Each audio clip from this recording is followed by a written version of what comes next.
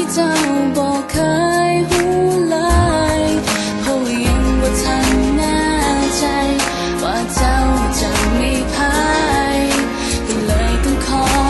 มีเจ้าไว้ข้างเดียว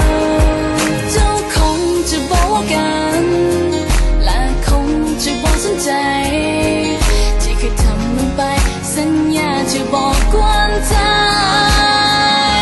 เก็บเอาไว้คนเดียวก็พอแล้วเก็บเอาไว้คนเดียวก็พอใจบ่อยากให้เจ้าบ่อยากให้หูความจริงที่ออกจากใจ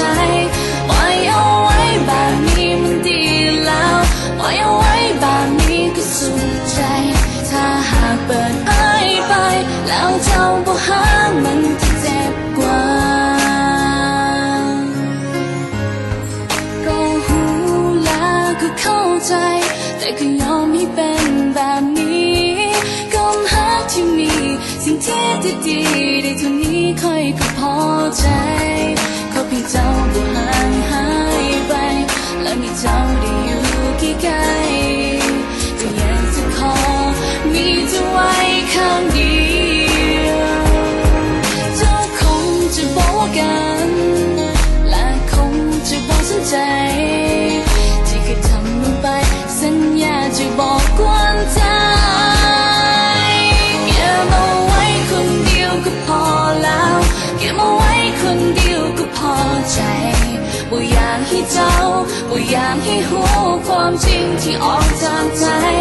ปล่อยเอาไว้แบบนี้มันดีแล้วปล่อยเอาไว้แบบนี้ก็สุขใจถ้าหากเปิดเผยไปแล้วเจ้าบ่หามันก็เจ็บกว่า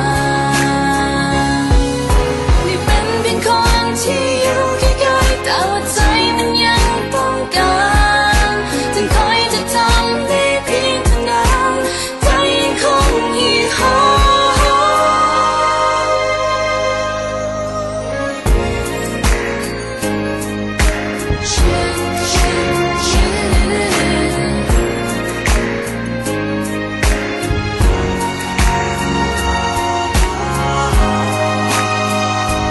เก็บเอาไว้คนเดียวก็พอแล้วเก็บเอาไว้คนเดียวก็พอใจ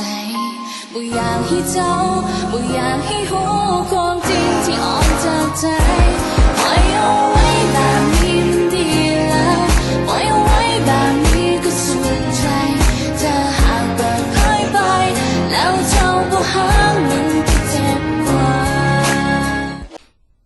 เก็บเอาไว้คนเดียวก็พอแล้วเก็บเอาไว้คนเดียวก็พอใจบ่อยากให้เจ้าบ่อยากให้หูความจริง